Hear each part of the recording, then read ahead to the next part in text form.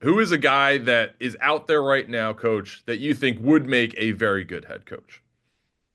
I hate to do that, Stephen, because I think it's all about the interview process. Unless you really know somebody and sit down with them. Like when I interviewed for Al Davis, I interviewed for 4 days. I mean, it wasn't a 4 hour, it was 4 days. And he asked me about personnel, practice schedules, how you look at hiring a coaching staff, league policies. I mean, it was endless. And then we finally started getting into coaching the quarterback, what kind of offense we run. A 4-day interview, that's a kidnapping. What is Hal Davis saying to you? What was he asking you about? Rundown, January 6th, 2025. We got two Super Bowl winners. Me, of course, two times. We got Coach Gruden, head coach of Super Bowl 37 champs, make his rundown debut. We got Barstool Eddie, who won, kind of your guys' Super Bowl yesterday, beating the Packers. Congrats. Don't do this, okay? Don't do that. You gotta be, you gotta be happy about slaying the dragon, the Packers. I am, but don't talk about a Super Bowl and then talk to me about breaking a 10-game losing streak, Steven. This is patronizing. You know what you're doing. Continue with the show. I mean, we gotta introduce Coach under the right context. This is the I first know. time. It's an honor to be here, man. It's an honor to be here with Eddie. The last time I saw Eddie, we were driving around in the back. I was in the back seat of his Tesla. Yeah, I got he's a car Tesla sick. Great to see you, Eddie. Good to see you too. I hope there's no hard feelings about my phone call last week. I was really fired up. John, I love you. I got to meet you last week. Had a nice day with you. 4 hours in the car. You're a good guy. You love football. You're for the kids. You even donated money to my high school. But don't you fucking dare come to my city again and tell me I'm too negative about the cock-sucking Chicago Bears. And you tell me about the history of the stadium. Let me tell you this, John. We had a fan reach out. They ran out of fucking hot dogs in section 112 last game. It took the guy 20 minutes to get a fucking Polish sausage. If you think that's fucking acceptable on any level, then maybe you've lost a step, John.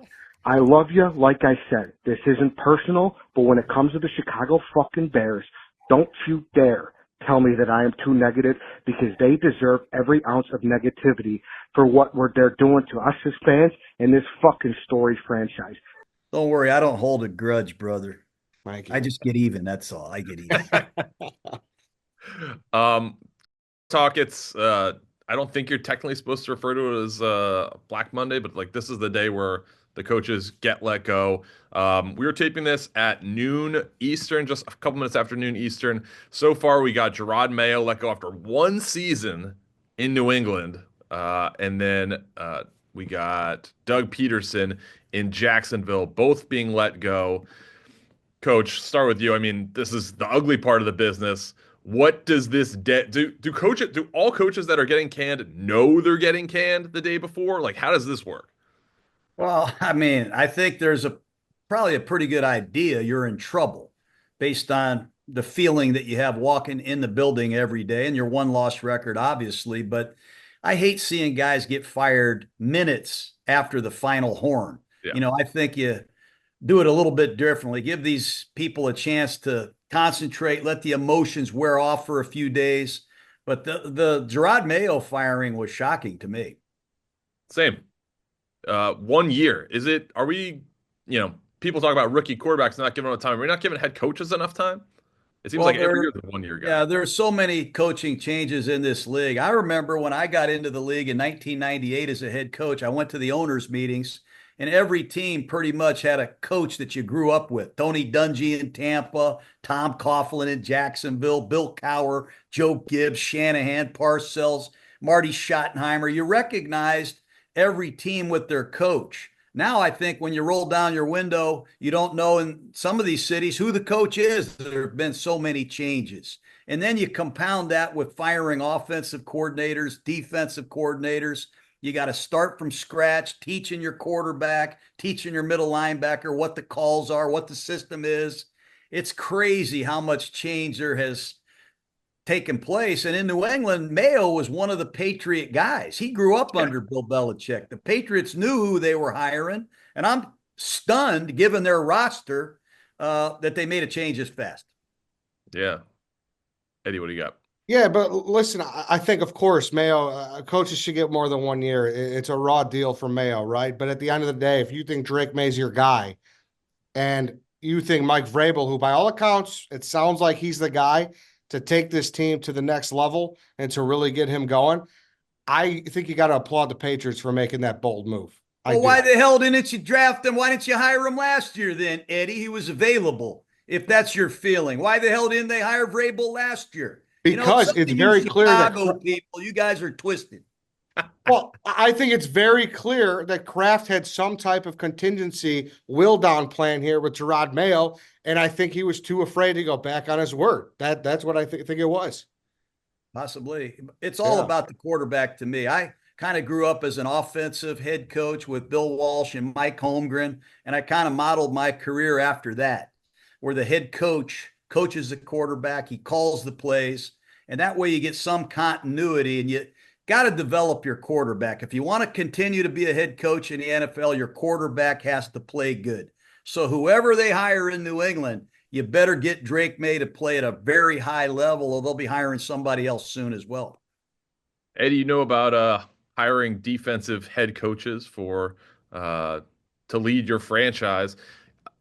What do you think about your guys' head coach opening? I mean, obviously, we just saw Thomas Brown is going to interview. I mean, you have to give the interim interview, but who's the guy that you want for Chicago? It feels like Big Cat has given up on Vrabel and Ben Johnson. Yeah, I think. Listen, for me, it's always been a tie for first with Vrabel and Ben Johnson.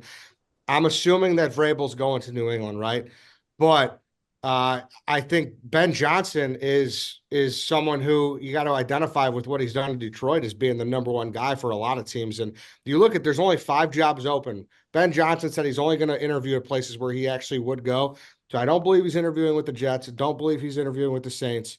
So, and if Vrabel goes to New England, I'm sitting here as a Chicago guy thinking it's a 50-50 shot with him going here or Jacksonville. And the bulky move makes me that much more excited. So I'm feeling really good about Ben Johnson in Chicago right now. My only concern is that the Bears screw everything up. So I think they might screw this up too. You know, So one thing to think about too is there is no salary cap on coaches. You know, they can pay offensive coordinators whatever they want to pay them. So if I'm the Detroit Lions and I look at the core of players that we have, I might just choose to keep Ben Johnson there. I'll pay him a salary that's very competitive with some of these other coaching jobs. And he might want to stick around David Montgomery and Jahmyr Gibbs and Jamison Williams for another couple of years and keep kicking people's ass. It's a lot of fun when you're kicking ass. It's not much fun when you're getting your ass kicked. So I think Ben Johnson is probably thinking right now, this is a pretty good gig. So it looks like the Jets are requesting to interview everybody under the sun. One of those, coach, your former quarterback, Brian Griese, is the OC in San Francisco. Who is a guy that is out there right now, coach, that you think would make a very good head coach? You know, I hate to do that, Stephen, because I think it's all about the interview process. You know, unless you really know somebody and sit down with them. Like when I interviewed for Al Davis, I interviewed for 4 days. I mean, it wasn't a 4 hour, it was 4 days. And he asked me about personnel, practice schedules, how you look at hiring a coaching staff, league policies. I mean, it was endless. And then we finally started getting into coaching the quarterback, what kind of offense we run. You really don't just sit here and recommend people that you've never really coached with. I'll say this, though, about Brian Griese here as an example. He's a smart quarterback. He loves football. He gave up a great gig at ESPN, and he helped Brock Purdy play well. But I think Brian's got to go in there and knock this interview out of the park. And I think he's got to feel that synergy with the Jets. It's got to be a right fit. And to answer your question, I don't have 5 or 6 candidates. I know a lot of really good coaches, but I don't know them well enough to really come out and recommend anybody here. A 4-day interview, that's a kidnapping. What is Hal Davis saying to you? What was he asking you about? He would say, hey, Eddie, who's the third receiver of the San Diego Chargers? And you better say Terrence Shaw. And when you say it's Terrence Shaw, you better say, where's he from? You know, you got to know he went to San Jose State. He wants to know all about personnel, matchups, drills, how you coach the quarterback's footwork on a 5-step drop when you're throwing an out route to the left. I mean, he would kill you on punt protection. Hell, I didn't know hardly anything about punt protection, but he enjoyed learning football, seeing, how you taught, all kind of stuff, ideas about the facility. What's your policy with discipline if a guy's late? It was unbelievable. He introduced me to a lot of the legendary Raider players just to see how I interacted with them and the respect that he felt I had. It was unbelievable. Wow, that's actually kind of awesome. He had everything. Well, Al was a football guy. You remember he was an owner that was an offensive line coach at USC. He was an offensive line coach at the Citadel. Al Davis was the coach of the year in the NFL. So he was a football guy. He loved it. He needed it. He craved it. A lot of the owners are outstanding businessmen. So it's going to be interesting to see who's involved in these hiring processes, who's asking the questions, and what answers are they hearing and how do they hear the answers? Eddie, I'll ask you this one. The Dolphins and Giants both came out, said they're going to keep their GM and head coach. As a guy, obviously, Bears fan, you're familiar with, kind of a constant cycle.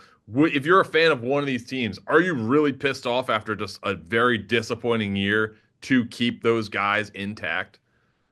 I mean, look at the Dolphins, and I think I know their big hurdle is obviously the playoffs, and they were kind of sniffing around, but Tua didn't play the whole year. I think that's kind of from afar. And I know Dolphins fans might kill me for that, but to me, that seems like the story, right? If you have a healthy Tua, you're probably in, and you're probably trying to break that bad streak of losing playoff games. Am I right, or am I missing something? I mean, he was there like half the year, but yeah, I mean, certainly a fully healthy Tua would improve the record, you'd think. Yeah. So I don't know. That's what I would think. What do you think, Oh, Coach? Well, I don't know. And I hear Tyreek Hill yesterday come out saying, I'm out of here. I want out of here. You know, that's kind of that's kind of a bad sign when you trade all these draft picks for this marquee offensive player. And right after the game, seconds after he gets out of the shower, he says, I want out of this place. There's something missing in Miami. They really don't have a running game. Um, they're not a great cold weather team. They proved it yesterday. I don't know what's missing in Miami, but it just doesn't feel right to me.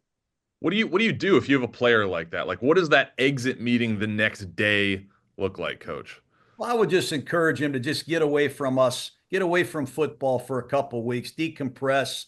Let's talk about it when, we're more calm, when we're emotionally able to have a conversation. A lot of these guys put a lot into this. Tyreek had injuries this year. He didn't get the ball. I think he only had 2 catches. I don't believe he had 1,000 yards this year. So there's something going on there in Miami where he wasn't the focal point of the offense. But when you sacrifice all these draft picks like the Raiders did with Devontae Adams, and then you give the guy the big contract, you just don't let him walk away. You get nothing.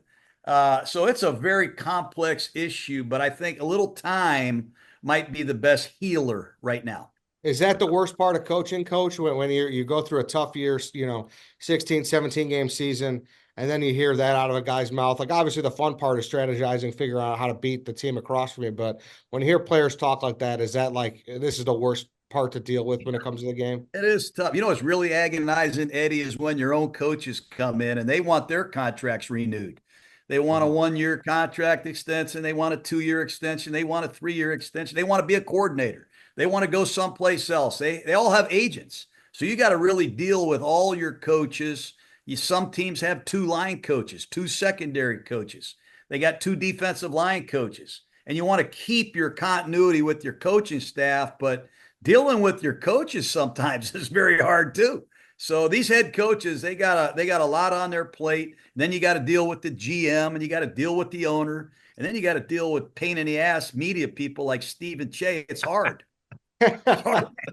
with Black Monday, as Steven said, is this like a day where a lot of you coaches are, you're sending out texts, checking on your guys and be like, hey, what's that like from a coach's standpoint?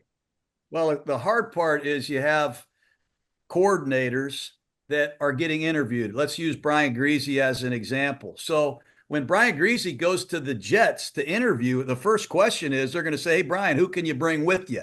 So you got to say, well, this will be my defensive coordinator. This will be my line coach.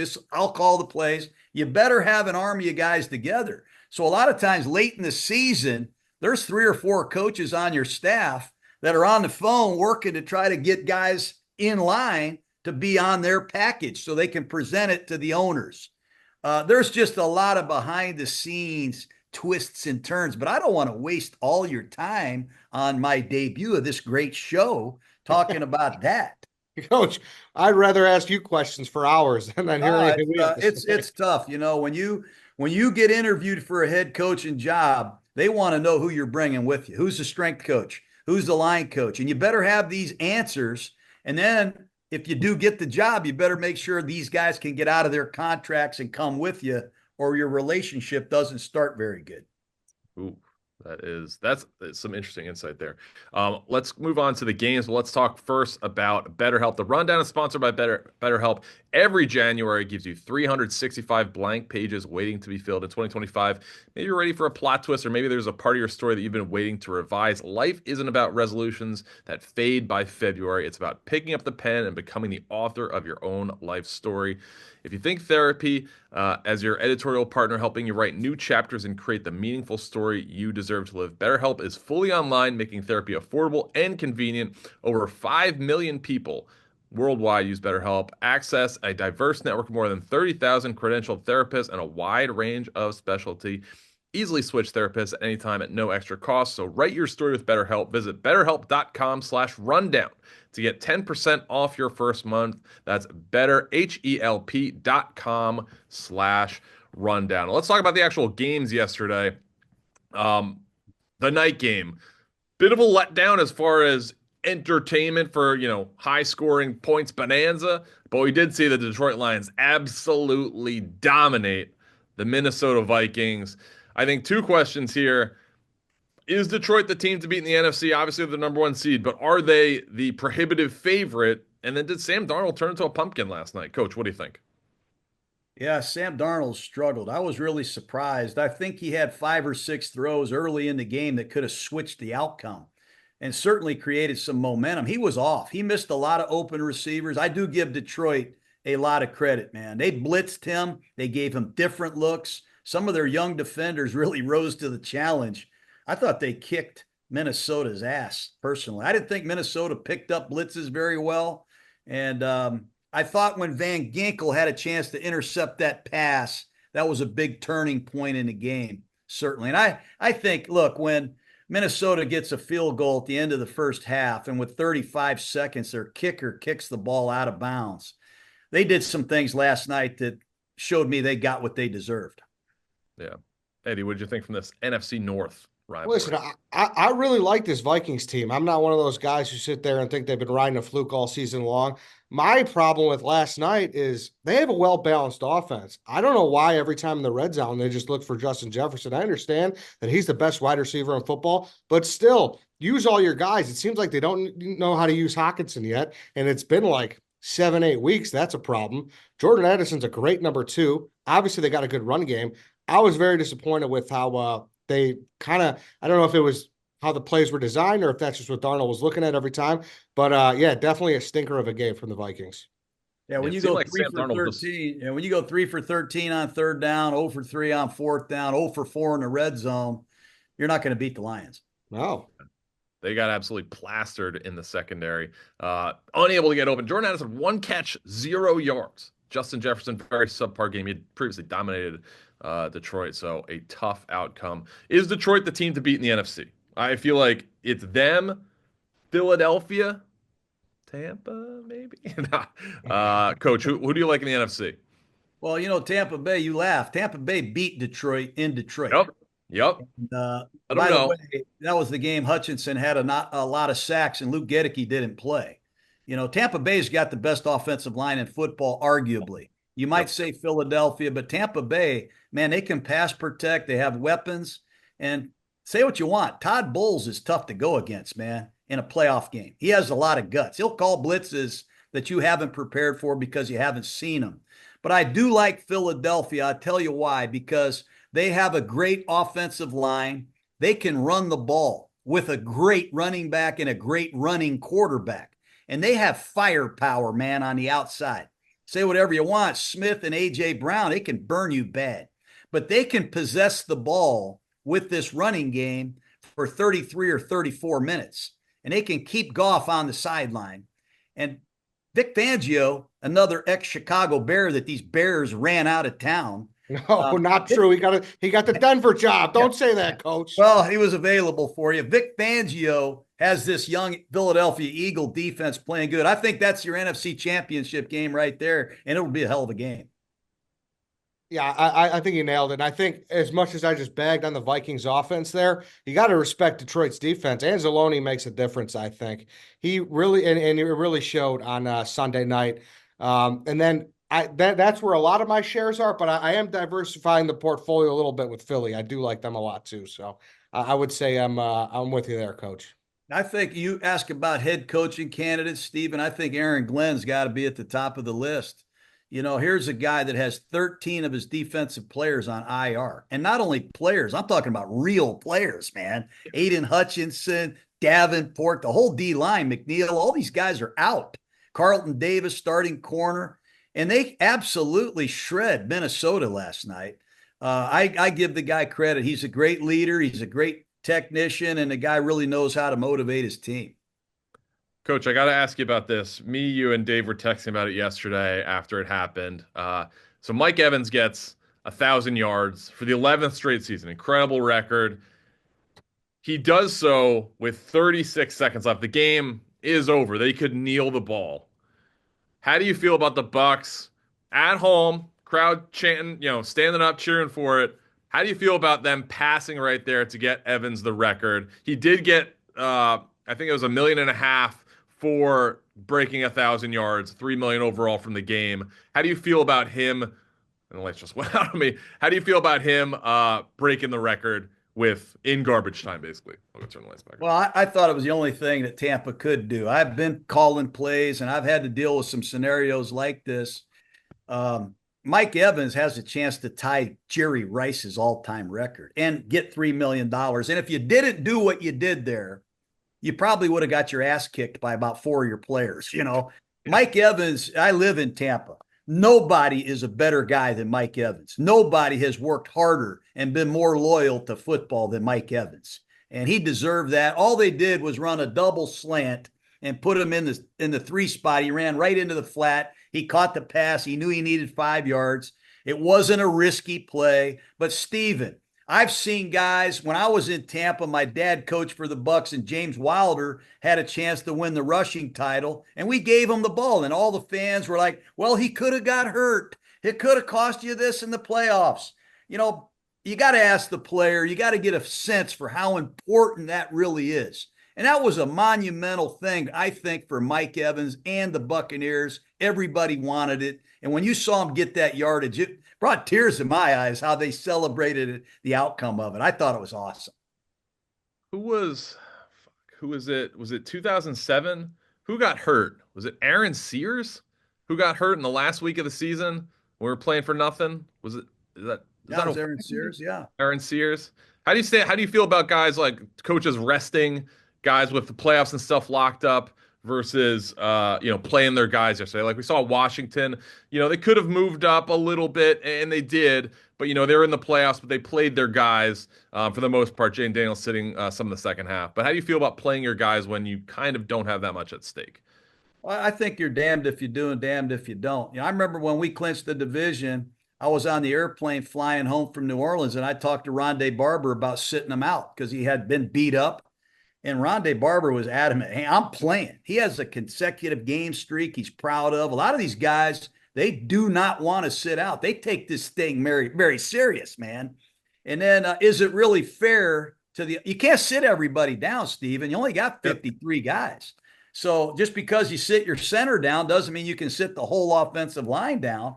Even in Kansas City's case yesterday, Andy Reid sat almost all of his players. So did Sean McVay, but there still were some critical guys that had to play. And perhaps it's not fair to those guys either, but that's just the way it goes. Funny you say that, Coach, because I think it matters to the players more than people realize. We had Ron Rivera in here a couple months ago, and I texted one of his former players, said, hey, let me know something about Ron. Let me know something to ask him. He goes, yeah, ask him in 2005 if he regrets pulling us against Minnesota in week 17 when we could have broke the 85 Bears most points allowed, or at least points allowed in a season record.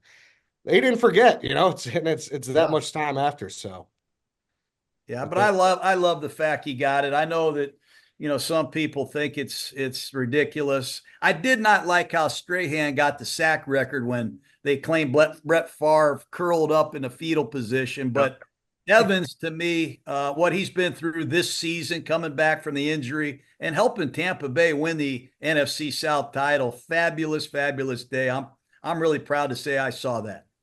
Yes, agreed.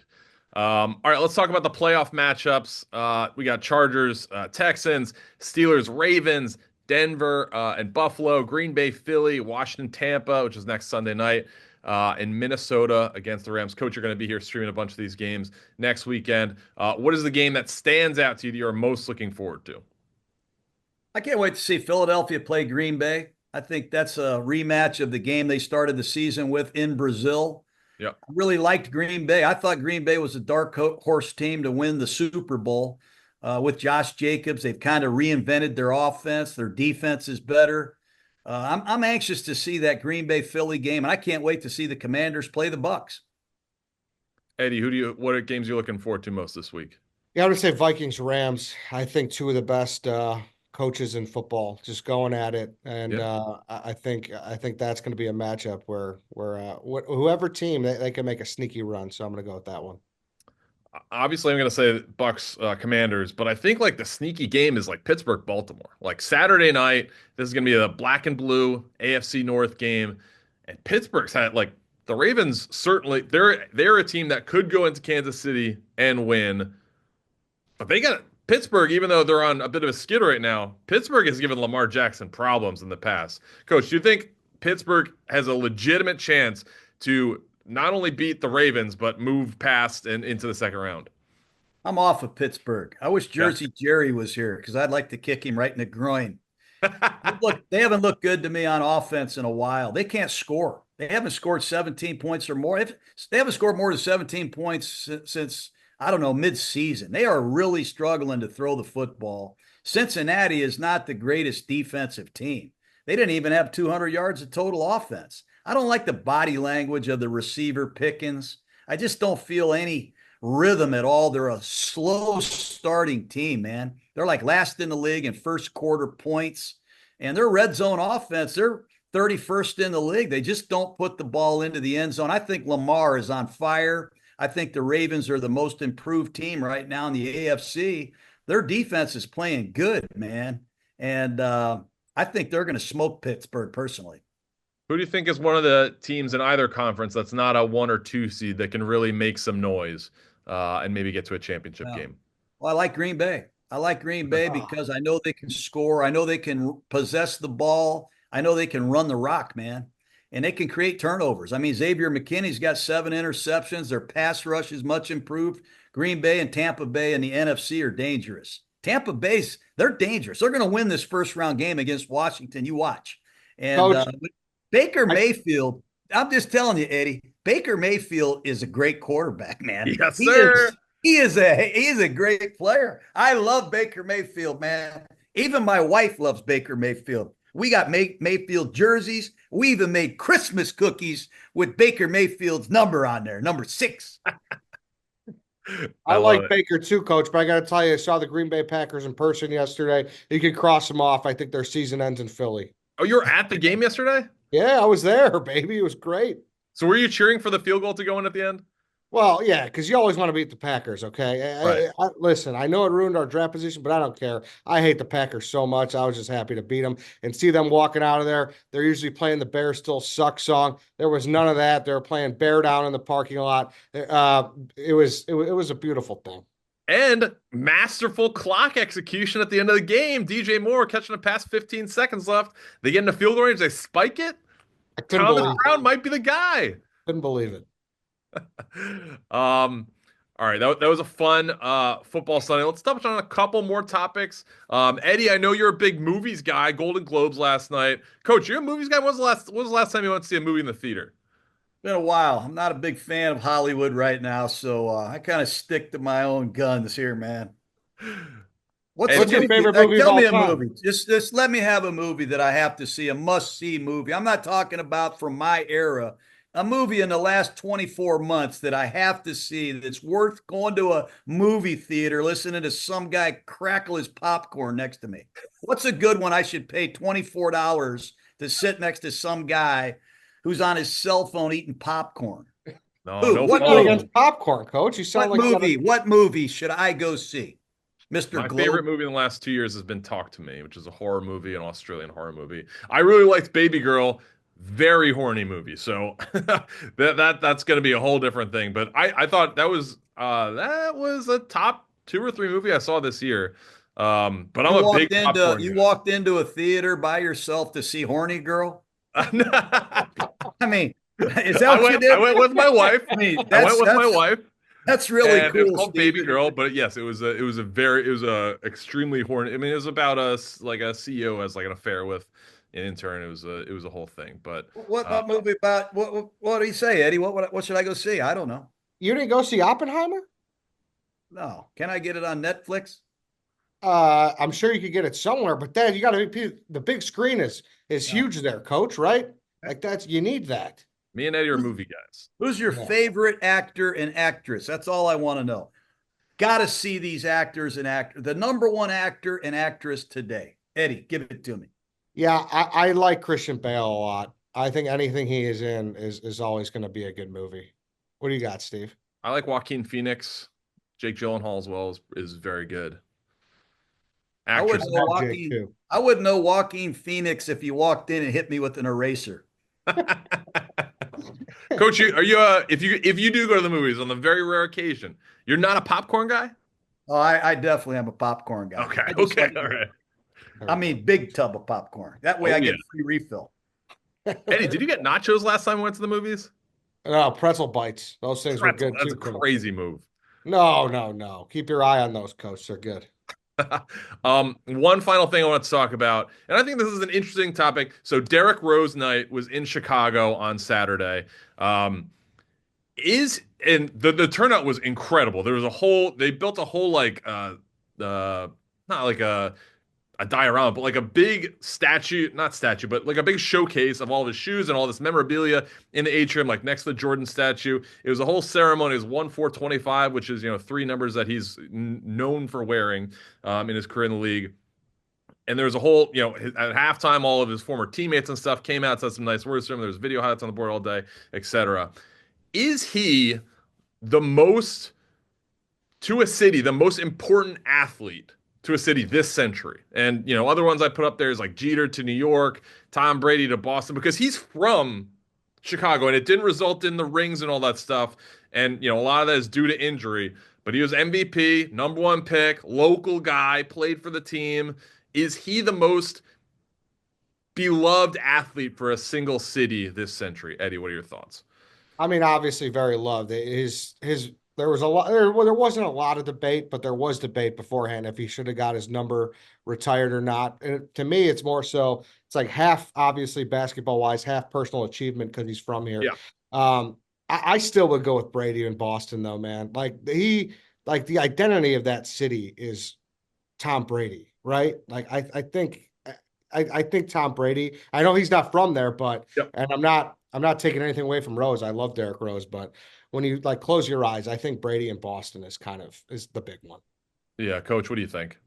Well, I thought you were talking about Derrick Rose because he's a homegrown boy. I mean, not many guys tear it up on the high school basketball court and then take it to the Bulls in the NBA and do it. But, some of Derrick's best years weren't with the Bulls too. So that's a good question. I would throw Larry Bird out there. Some of these guys that have had long stints with their home team, Peyton Manning in Indianapolis, he's the prodigal son there. I mean, you can't go to Indianapolis without seeing Peyton Manning in a horseshoe somewhere, but that's a good question. That's a little deep for me. I like to stay in 2 feet of water so I don't drown. You know what I mean, guys? Yeah, Too much piss in the kiddie pool for me, Coach. Coach, I'm still thinking about Stephen Cheah going alone to go see a horny boy. That was crazy. Yeah, it was Horny Boy, wasn't it? I mean, that's a pretty lame answer when you can't come up with a movie except for Horny Boy.